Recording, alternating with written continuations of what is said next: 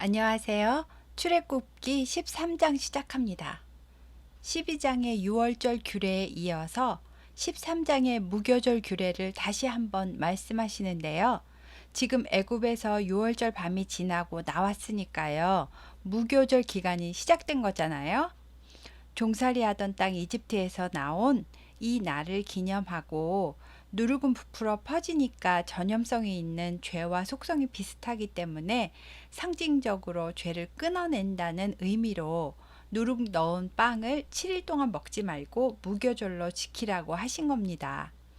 앞으로 하나님께서 주시기로 약속하신 비옥한 땅, 가나안, 헷, 아모리, 히위, 여부스 사람들의 땅에 들어가게 되어도 해마다 빼먹지 말고 첫째 달에 이 절기를 지켜야 한다고 하십니다. 그리고 처음 태어난 수컷은 사람이나 짐승이나 다 거룩하게 구별해서 하나님께 바치라는 규례를 설명합니다. 옛날 성경에는 초태생 규례라고 한자어로 얘기했었는데요. 유월절 밤에 애굽에서 처음 난 것을 다 죽이실 때 이스라엘 백성은 은혜로 구원을 해주셨고 죽어야 했을 이스라엘 장자들이 다 살았으니까 처음 난, 즉 초태생은 다 하나님의 것입니다. 이때 대신 죽은 어린 양은 이제 신약에서 죄의 속박으로부터 우리를 구원해 주실 예수님의 대속의 죽음을 상징하는 예표가 되었습니다. 이스라엘 백성은 10가지 재앙을 통해서 살아계신 하나님을 단체로 경험했잖아요. 특히 마지막 10번째 재앙을 피하는 길은 유월절 어린 양의 피를 바르라는 말씀에 순종해야만 살 수가 있었습니다. 즉 하나님 말씀에 대한 순종이 생명임을 직접 경험하게 된 것입니다. 수많은 잡족과 타국인들도 피를 바르면 살 수 있었고요. 이스라엘 백성이라도 피를 안 바르면 죽을 수밖에 없습니다. 그러니 이 중요한 사건을 절기로 해마다 계속 지켜서 기억하라는 겁니다. 유월절과 무교절 기간 동안 자녀들에게 왜 이러한 절기를 지키는지 확실하게 가르쳐야 합니다. 이 규례가 내 손의 기호와 내 미간의 표를 삼고 여호와의 율법이 내 입에 있게 하라.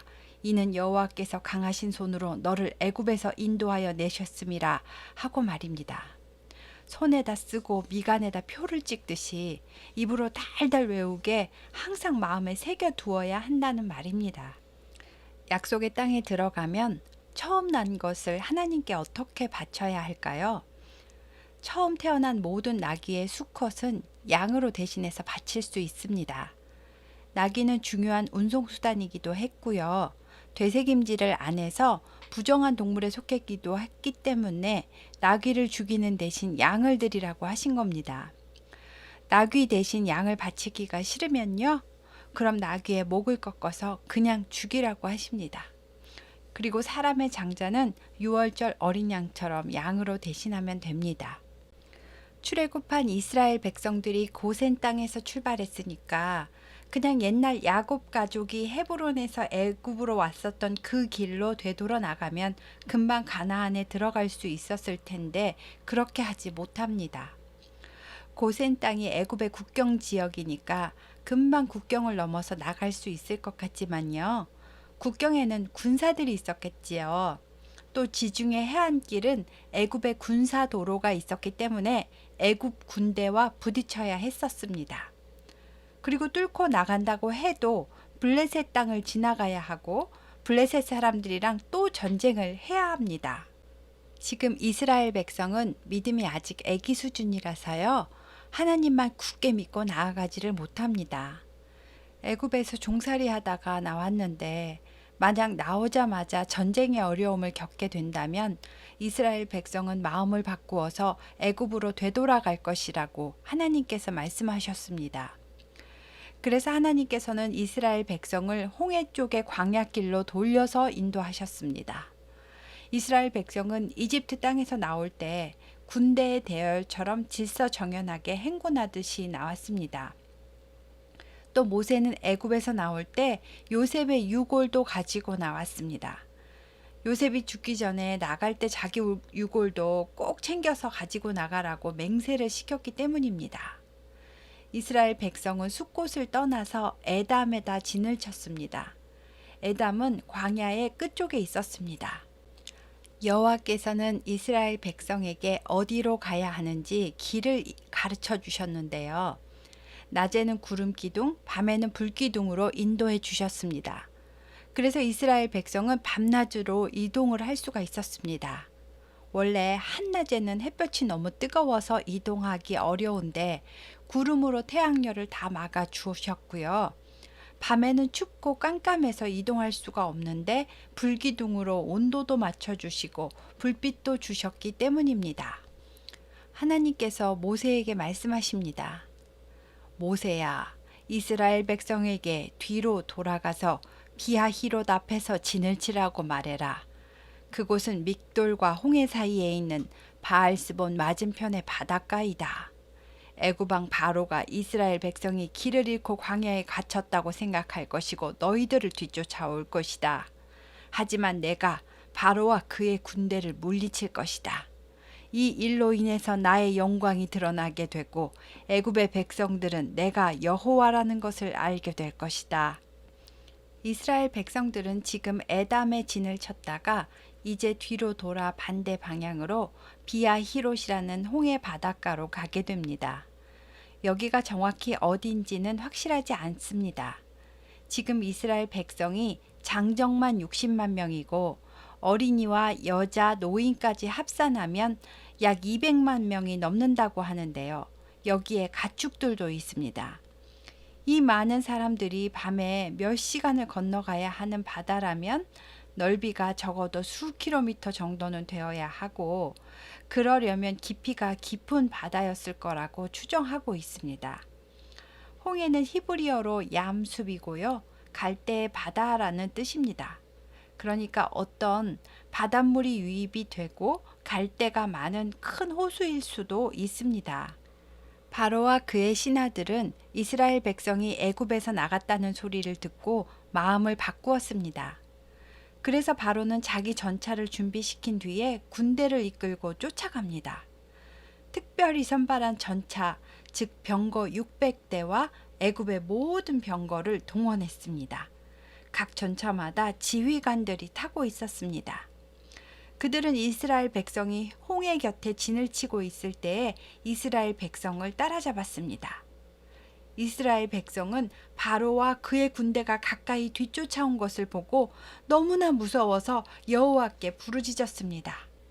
그리고 모세에게 항의합니다. 모세, 애굽에 매장지가 없어서 당신이 우리를 이 광야로 이끌어내서 죽이려고 합니까? 대체 왜 여기까지 와서 이 꼴을 당해야 됩니까? 우리가 애굽에서 그냥 애굽 사람 종으로 살게 내버려 달라고 하지 않았습니까? 애굽 사람을 섬기는 것이 광야에서 죽는 것보다는 낫겠습니다. 모세는 백성들이 두려워서 그런다는 것을 알고 있었습니다.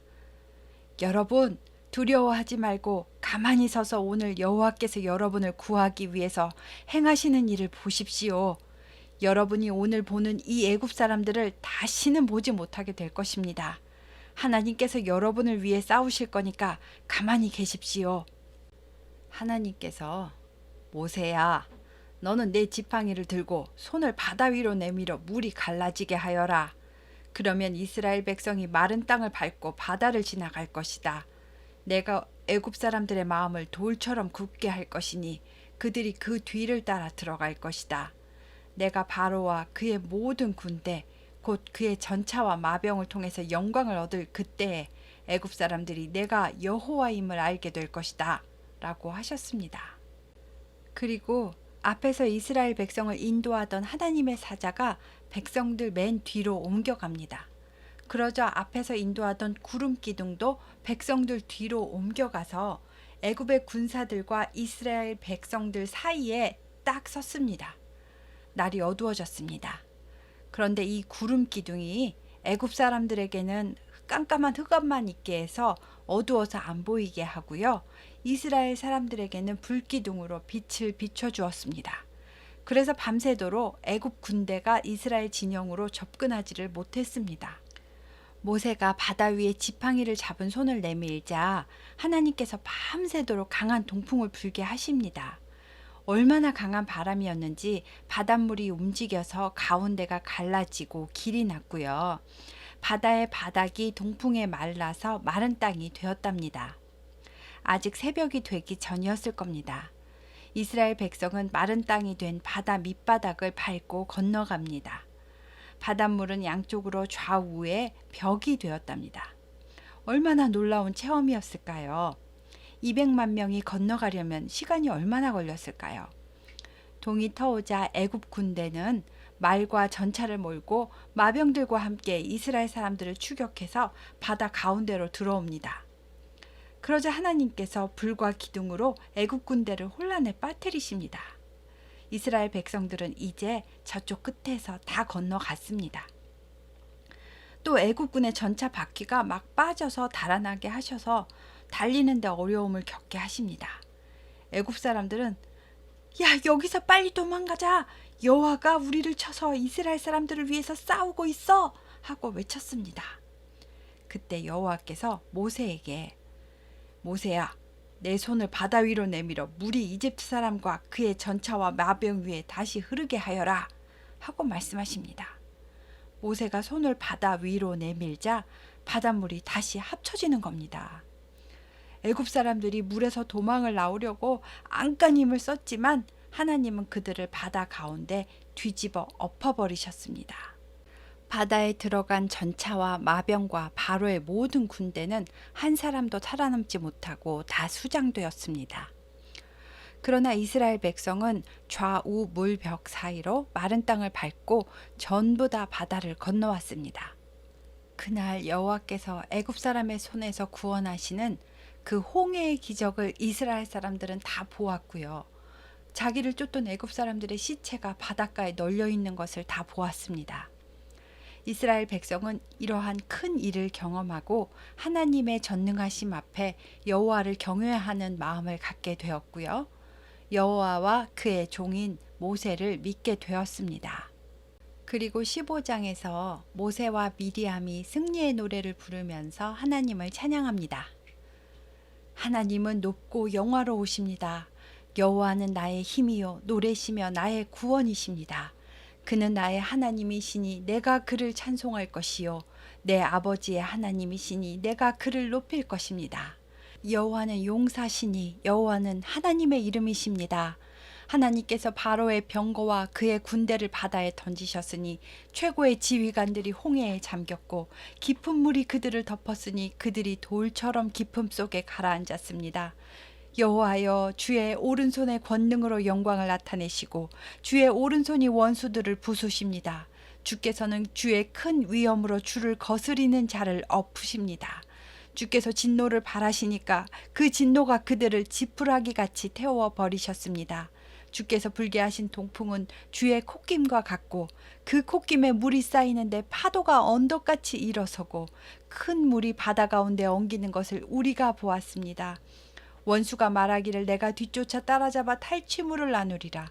내가 그들로 말미암아 내 욕망을 채우리라. 내가 내 칼을 빼리니 내 손이 그들을 멸하리라 하였으나 주께서 바람을 일으키시니 바다가 그들을 덮었고 그들은 거센 물의 납덩어리처럼 잠겼습니다. 여호와여, 신중에 주와 같은 자가 누구이니까? 주와 같이 거룩함으로 영광스럽고 찬송할 만한 위엄이 있으며 기이한 일을 행하는 자가 누구이니까? 주께서 오른손을 드신즉 땅이 그들을 삼겼나이다. 주의 인자하심으로 주께서 구속하신 백성을 인도하시니 주의 힘으로 백성들을 주의 거룩한 처소에 들어가게 하실 줄 믿습니다. 여러 나라가 이 소식을 듣고 떨며 블레셋 주민이 두려움에 잡히며 에돔 두령들이 놀라고 모압 영웅이 떨림에 잡히며 가나안 주민이 다 낙담하나이다. 주변에 있는 나라가 하나님의 권능 앞에 다 놀라서 돌처럼 굳어졌고 주의 팔이 크심으로 그들이 돌같이 침묵하여 싸우니 여호와여, 주의 백성이 곧 주께서 사신 이 백성이 바다를 통과하기까지 하였습니다. 하나님께서 백성을 인도하시고 그들을 주의 기업의 산에 심으실 줄 믿습니다. 여호와여, 그 산은 주의 처소를 삼으시려고 예비하신 산이고 주의 손으로 세우신 거룩한 산입니다. 여호와여, 앞으로도 영원 무궁히 우리를 다스리실 줄을 믿습니다. 모세의 찬양에 이어서 미리암이 소고를 잡고 춤을 추며 찬양합니다. 성경이 미리암을 아론의 누이 선지자 미리암이라고 표현한 것을 보면요. 미리암은 이스라엘 최초로 여선지자로 쓰임받았음을 알 수 있습니다. 미리암의 최초 워십 찬양이 있었고요. 함께 있던 모든 여인들도 따라 나오면서 소고를 잡고 춤을 추었습니다. 미리암은 그들에게 화답하면서 너희는 여호와를 찬송하라.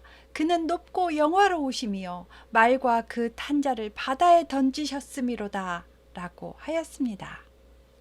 이제 홍해를 건넌 이스라엘 백성들은 모세의 인도하에 수르 광야로 들어갑니다. 이곳은 술 광야라고 또 불려지기도 했고요. 민수기에는 에담 광야로 표시되기도 하였습니다. 애굽의 동편 국경 지역에 있는 광야를 말하고요. 거기서 사흘길을 걸어 들어가면서 가져갔던 물도 다 마셔버렸고 광야에서 물을 찾지를 못하겠는 겁니다. 마라라는 곳까지 이르렀는데 물을 찾기는 찾았는데 그곳 물은 너무 써서 마시지를 못하겠었습니다. 그래서 그곳 이름이 쓰다라는 뜻의 마라라고 부른 겁니다. 지치고 목마른 백성들이 모세에게 또 불평을 늘어놓았습니다. 우리가 목이 마른데 도대체 무엇을 마셔야 한단 말이오? 하고 따졌습니다. 모세는 여호와께 부르짖었습니다. 그러자 여호와께서 모세에게 어떤 나무를 보여주시는 겁니다. 모세가 그 나무를 물에 던지니까 그 쓴물이 단물로 변하는 겁니다. 그래서 백성들은 그 물을 마셨습니다. 광야에 사는 신비한 어떤 나무가 있는 게 아니고요. 하나님께서 하심을 보여주는 도구로 어떤 한 나무를 사용하신 겁니다. 하나님께서 그곳 마라에서 이스라엘 백성에게 규례와 율법을 주시고 백성들을 시험하셨습니다. 시험한다는 거는요. 백성들의 믿음을 기르게 하기 위해서 순종하는지 안 하는지 어떤 적절한 연단을 주시고 지켜보고 계실 거라는 말입니다. 너희가 너희 하나님 나 여호와의 말을 들어서 순종하고 내가 보기에 의를 행하고 내 계명에 귀를 기울이며 내 모든 규례를 지킨다면 내가 애굽 사람에게 내렸던 모든 질병 중에 하나도 너희에게 내리지 않을 것이다. 나는 너희를 치료하는 여호와임이라 하십니다. 지금 이스라엘 백성은 하나님 나라의 백성이니까 그 나라의 왕은 하나님이시잖아요. 그리고 그 나라에는 당연히 그 나라의 법과 질서가 있을 겁니다. 그러니 하나님 나라 백성은 왕이신 하나님의 말씀에 귀를 기울이고 그의 말씀에 순종해야 합니다. 또 그 나라의 법과 질서를 잘 지켜야 하는 것은 백성으로서 당연한 겁니다. 그렇게 하면 하나님께서 질병에서도 안전하게 지켜주신답니다. 광야에서 마실 물도 부족한데 200만 명이 어디서 잘 씻지도 못했을 것이고 상처 하나만 생겨도 감염의 위험이 있고 전염병 하나만 돌아도 떼죽음을 당할 수도 있습니다. 그 후에 이스라엘 백성들은 엘림이라는 곳으로 갔습니다. 엘림에는요, 샘이 12곳이나 있었고 종려나무가 70그루나 있었답니다. 그래서 이스라엘 백성은 그곳의 물가에다 천막을 쳤습니다. 엘림은 상수리 나무를 뜻하고요. 물샘 12개와 종려 70주는요. 12는 완전수고요. 7은 하나님의 수, 10은 꽉 찬 만수. 그러니까 완전수 곱하기 꽉 찬 만수니까요. 이스라엘 백성에게 완전한 휴식처와 안식처가 되었음을 의미합니다. 엘림에서 안전하게 푹 쉬고 어느 정도 회복이 되었습니다. 이제 백성들은 엘림에서 떠나서 엘림과 시내산 사이에 있는 신광야로 이동을 하는데요. 신의 광야라고 합니다. 이곳은 민수기 33장에 나오는 가데스 바네아 부근에 있는 신광야와는 다른 곳입니다. 호렙산, 즉 시내산 못 가서 황량한 고원지대의 어디쯤이었던 것 같습니다. 이때가 2월 15일이라고 하는데요. 종교 달력으로 1월 15일에 출애굽을 했으니까 한 달이 지난 겁니다. 그런데 이번에는 이스라엘 자손 온 회중이 그 광야에서 모세와 아론을 원망합니다. 식량을 많이 갖고 나왔어도 한 달이면 200만 명이 먹으니까 아마 다 떨어졌을 겁니다. 여호와께서 우리를 죽이시려면 차라리 애굽 땅에 있을 때 죽이시지 힘들게 여기까지 왜 나옵니까? 애굽에서는 솥에다 고기도 삶아 먹고 빵도 배부르게 먹었으니 적어도 굶어 죽지는 않았을 것인데 말입니다. 당신들은 우리를 이 광야로 이끌어내서 굶어 죽게 하고 있단 말입니다. 하나님께서 딱 혼내실 것 같은데 그렇게 하지 않으시고 여호와께서 모세에게 말씀하십니다. 내가 너희를 위하여 하늘에서 비가 내리듯이 양식을 내려줄 터이니 백성들이 날마다 나가서 그날에 필요한 양식을 거두도록 해라. 그리고 매주 6일째 되는 날에는 다른 날에 거두는 양보다 2배를 더 많게 거둬서 다음 날 거둘 분량을 저장해 두어라. 어디 그들이 내 율법을 준행하는지 내 지켜보겠다. 모세와 아론이 모든 이스라엘 백성에게 하나님 말씀을 그대로 전했습니다. 그리고 덧붙여서 저녁이 되면 여러분은 여호와께서 여러분을 애굽에서 인도해내신 분이라는 것을 알게 될 겁니다. 또 내일 아침이 되면 여호와의 영광을 보게 될 겁니다. 하나님께서는 여러분이 그분께 원망하는 소리를 다 들으셨습니다. 여러분은 왜 우리를 원망합니까? 우리는 하나님에 의해 위임을 받았을 뿐입니다. 여러분의 원망은 오히려 하나님을 원망하는 결과임을 모르십니까? 여호와께서 저녁에는 고기를 주어서 당신들을 먹게 하실 거고 아침에는 떡으로 배를 불리겠다고 하십니다. 라고 말했습니다. 아론이 이스라엘 자손의 온 회중을 불러서 다들 하나님 앞에 가까이 나오라고 했습니다. 그리고 그들이 광야를 바라보니까 하나님의 영광이 구름 속에 나타난 걸 보게 되었습니다. 하나님께서 모세에게 내가 이스라엘 자손의 원망함을 들었노라. 그들에게 말해라. 너희가 해질 때에는 고기를 먹고 아침에는 떡으로 배를 부르게 할 테니 내가 여호와 너희의 하나님인 줄을 알게 하리라 하고 말씀하셨습니다. 그러니까 저녁에는 메추라기가 와서 장막 주변에 덮이고요. 아침에는 이슬이 쥔 주변에 덮였는데요. 그 이슬이 마른 자리에 광야 지면에 작고 둥글고 서리같이 가는 것이 있는 겁니다. 이스라엘 자손들이 보고 이게 뭐지? 하니까 모세가 이게 바로 하나님이 내리신 양식이라고 말해줍니다. 그런데 이 양식은 각 사람이 먹을 만큼만 가져가야 됩니다. 한 사람의 한 오멜씩 각 사람이 그의 장막 안에 있는 식구들 수를 위해서 거두라고 명령하셨습니다. 한 오멜은 10분의 1 에바이고요. 약 2.4리터 정도 됩니다. 원래는 보리 한 묶음이라는 뜻이랍니다. 이스라엘 자손이 무게를 달아보면서 거둔 것은 아니니까 조금 많게 거두기도 하고 조금 적게 거두기도 하겠지요. 근데 많게 거둔 사람도 남지를 않았고 적게 거둔 사람도 부족함이 없었다고 합니다. 하나님께서 이스라엘 백성들의 필요에 따라서 정확하게 공급해 주셨고 하나님의 명령에 순종해서 거둬들인 사람들은 일용할 양식으로서 부족함을 느끼지 못했다는 겁니다. 모세가 백성들에게 아무도 만나를 다음날 아침까지 남겨두지 말라고 말했는데 모세에게 순종하지 않고 아침까지 남겨둔 사람이 있었습니다.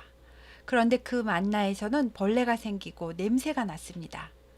남겨두지 말라는 것은 미래를 염려하지 말라는 뜻입니다. 인생의 주권자이신 하나님을 온전하게 신뢰하고 인정하라는 의미가 담겨 있는 건데 내일 일을 염려해서 남겨둔 사람이 있는 겁니다. 모세는 그들에게 화를 내면서 불순종의 결과를 경고했습니다.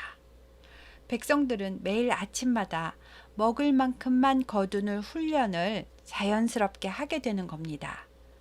낮에 햇볕이 뜨겁게 쬐면 들에 남아있던 만나는 사그라졌습니다. 거룩한 안식일의 전날, 즉 6째 날에는요. 각 사람이 갑절의 식물, 곧 한 명당 원래는 한 오멜씩 거두었는데 이번엔 2오멜씩 이틀치를 거두어서 구울 것은 굽고 삶은 것은 삶고 그 나머지는 내일 먹을 양식으로 아침까지 잘 간수하라고 하셨습니다. 이때는 다음 날이 되었는데도 냄새도 나지 않았고 벌레도 생기지 않았습니다. 안식일에는 만나가 내리지 않기 때문입니다. 그렇게까지 잘 말해줘도 어떤 사람들은 안식일에 만나를 거두러 나갔다가 하나도 얻지 못하고 굶게 됩니다. 아무리 말해줘도 안 듣는 사람은 어쩔 수가 없습니다. 백성들은 이렇게 매일매일의 훈련을 통해서 하나님은 자기 백성의 필요를 아시고 채워주는 분이다. 그분의 말씀에는 늘 순종해야 된다. 안식일에는 미리 예비하고 쉬면서 하나님 은혜를 생각하는 시간을 가져야 한다. 하고 하나님에 대해서 알아가고 믿음이 자라가게 되는 겁니다. 만나는요, 이게 뭐지? 라는 뜻으로 이름이 만나가 되었습니다. 가시같이 희고 맛은 꿀 섞은 과자 같았다고 하는데요. 미나리과에 속하는 고수풀의 씨라고 하는데 정확하지는 않고요.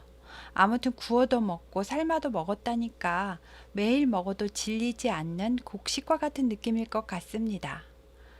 모세는 아론에게 하나님께서 항아리 하나를 가져다가 만나 한 오매를 넣어서 여호와 앞에다 두고 자손 대대로 간직하라고 하십니다.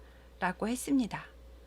이것은 장차 후손들에게 이 기념물을 통해서 하나님의 은혜를 깨닫게 하고 현재도 동일하게 보호하시는 하나님의 사랑을 기억하도록 하기 위함입니다. 나중에 아론은 이 만나 항아리를 언약궤 앞에다 두어서 잘 지켰습니다. 저녁에 메추라기를 보내셨으니까 메추라기를 잡아서 고기를 먹기는 했는데요. 만나처럼 매일같이 저녁에 메추라기를 잡도록 하신 것 같지는 않습니다. 하지만 만나는 가나안 땅에 들어가기 직전까지 40년 동안이나 매일매일 먹게 됩니다. 그럼 출애굽 때부터 오늘까지 이동 경로를 짚어볼까요? 애굽에서 나와서 숫곳에서 사람 수를 세어 보았고요. 광야 끝에 있는 에담에서 장막을 한번 치고 다시 방향을 바꿔서 비하히롯으로 갔는데 애굽 군사가 쫓아왔지요. 하나님이 동풍으로 바다를 가르셨고 마른 홍해 바닷길을 200만 명이 건너갑니다. 애굽 군사는 쫓아오다가 홍해에서 수장되었고요. 이스라엘 백성이 건너온 곳은 바알스본입니다. 이 바알스본 바닷가에서 모세가 찬양하고 미리암은 춤추며 소고치며 찬양합니다. 바알스본에서 수르 광야, 즉 술광야로 3일 길을 걸어가는데 마라에 이르렀는데 물이 써서 불평을 했습니다. 그런데 하나님이 말씀하신 어떤 나무를 물에다 던졌더니 그 쓴물이 단물로 바뀌었지요. 그리고 또 이동을 해서 12개의 샘과 종려나무 70그루가 있는 엘림에 도착했고요. 여기서 20일 가까이 푹 쉬고 그 다음에 신광야 어디쯤으로 들어갑니다. 이때가 출애굽한 후 한 달이 지난 때이고 하나님은 이때부터 만나와 메추라기를 내려주셨습니다. 여기까지가 16장까지 이야기고요. 다음 시간에는 또 이동을 해서 장소를 옮기는데요. 아말렉하고 첫 전쟁을 하게 됩니다. 여기까지 들어주셔서 감사합니다.